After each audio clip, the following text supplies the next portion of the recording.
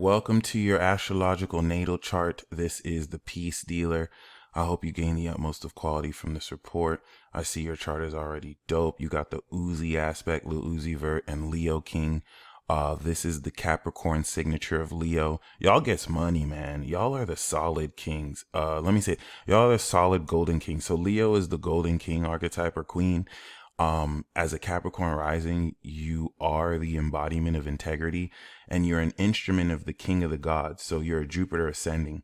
Jupiter or Saturn on the rising is a mark of royalty.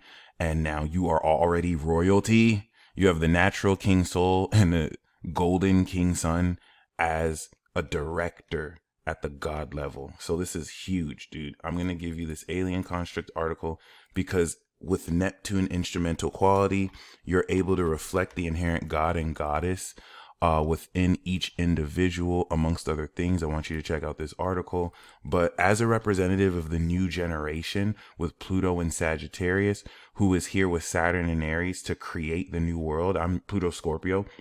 We're going to destroy this bitch. And after there's nothing left, y'all are going to create the new, and you start a brand new karmic cycle here too. So this makes you a leader of the new school. And as a golden king, this fire trine enables you to deal with others socially, taking the unconventional, extra dimensional ruler of Aquarius in this causal realm, and you have claircognizant knowledge. This is a huge deal because having the second house in Aquarius means that you manifest your network to gain your net worth. And so you have the ability to manifest knowledge. As a Taurus rising, you paid me so that I can talk to you. But Gemini is one-on-one and Taurus is individual. You're the ascended version of this, where you're collective, you're a God level personality. And this projects your spirit in order to inspire others you deal with to now express their creativity while making you aware of who you can trust, because in the 8th house of your boundaries, you take this knowledge and you express it creatively towards others.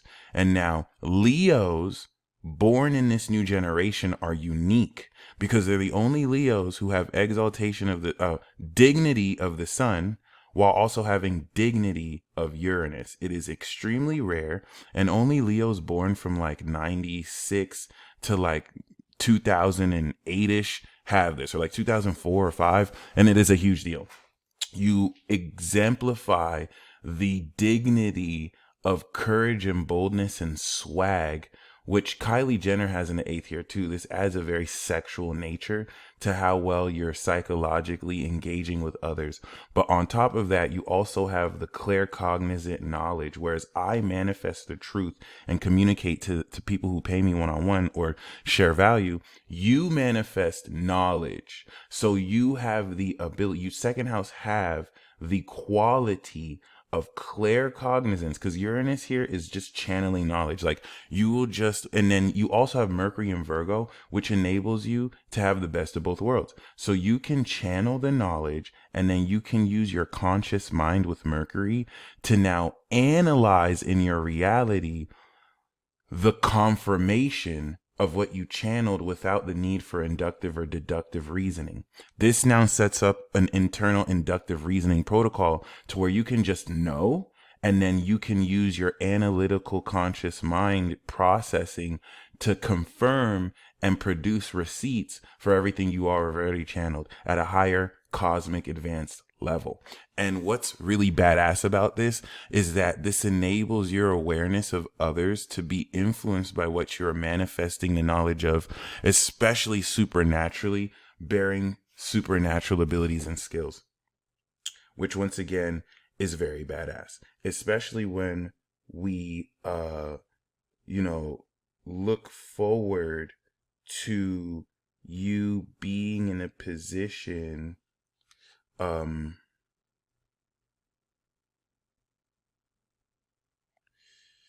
to realistically charge the natural quality of your soul. So this is where, once again, having the moon in Taurus grounds the natural ability for you to feel your five senses expressing this creativity. This specific axis is called, to me, the gold standard. So the vibration of this is natural courage, natural strength, but you are the vibration of the natural golden light that you deal with others in order to transform their own sense of creativity.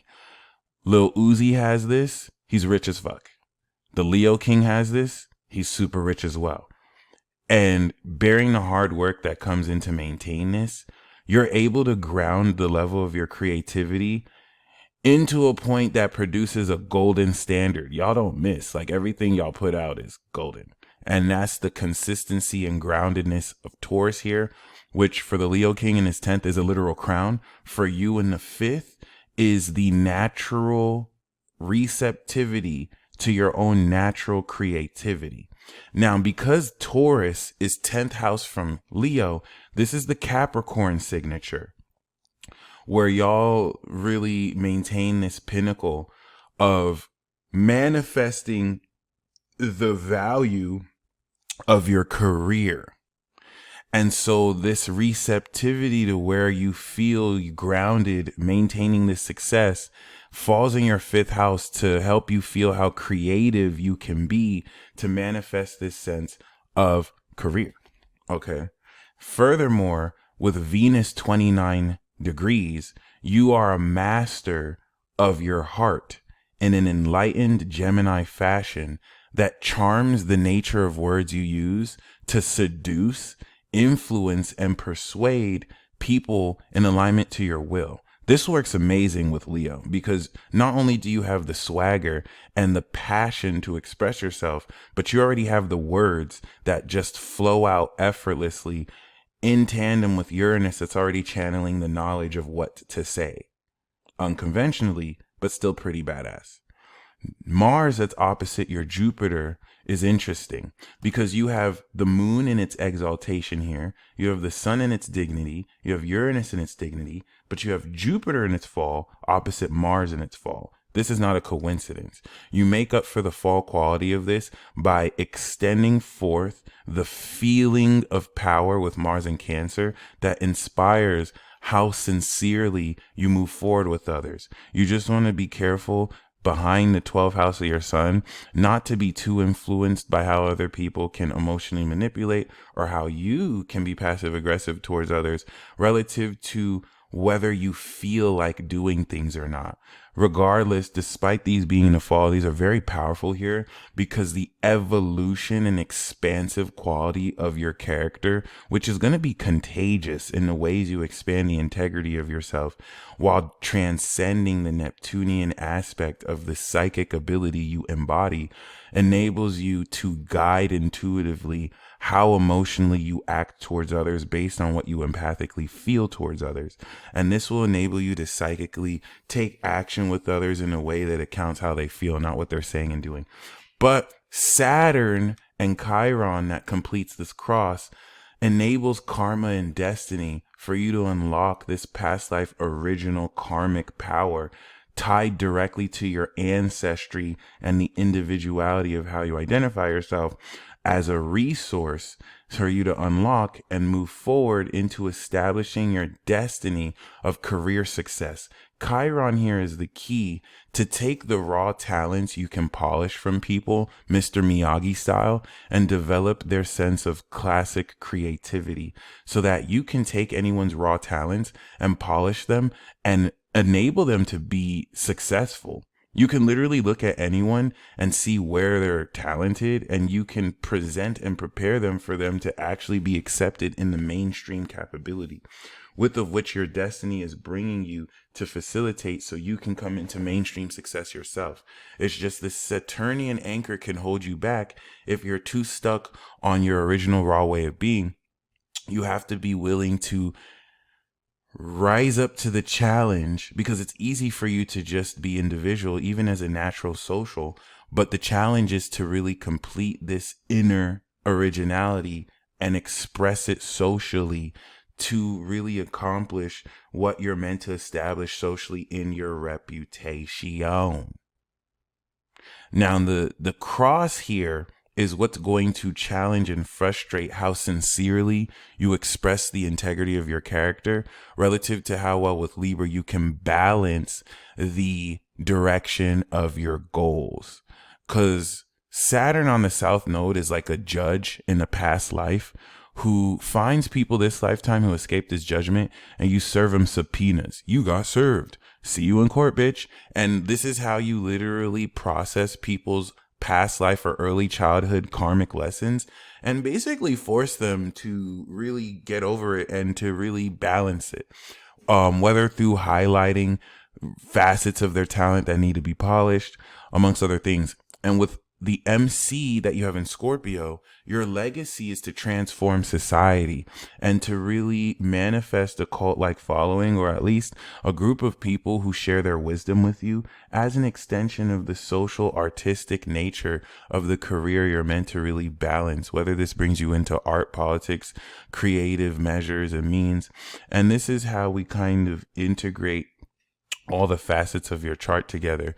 Once we speak on the moon, which is being aspected by the eclipse and which will be evolved by Jupiter and Taurus shortly, this puts you in a position to realistically also be put in a position to very powerfully continue, if anything, to open up the nature of everything. Once again, you're put in a position to break through more than ever relative to this unique and creative understanding.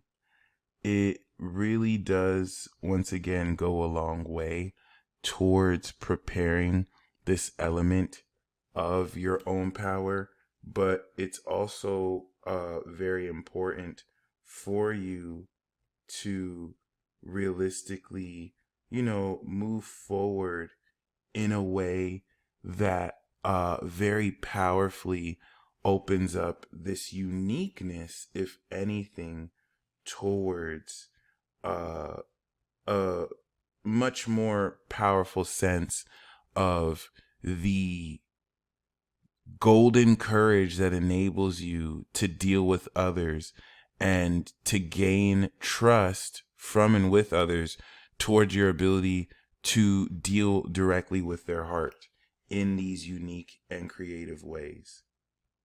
Okay. Other than that, I hope you enjoyed this report and you stay blessed as always. And until next time, peace.